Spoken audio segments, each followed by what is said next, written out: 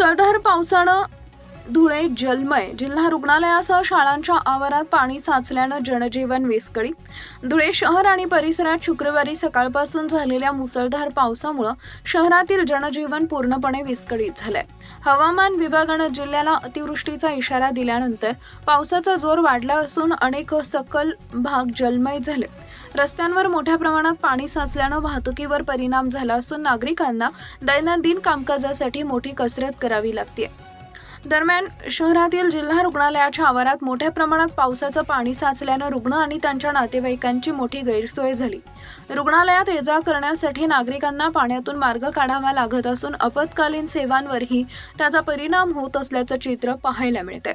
शहरातील विविध शाळांच्या आवारातही पाणी साचल्यानं विद्यार्थ्यांना आणि शिक्षकांना अडचणींचा सामना करावा लागला.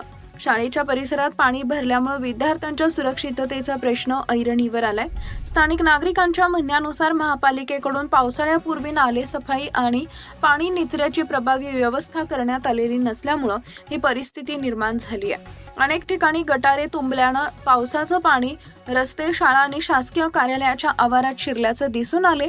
त्यामुळे महापालिकेच्या नियोजनावर नागरिकांनी तीव्र नाराजी व्यक्त केली आहे.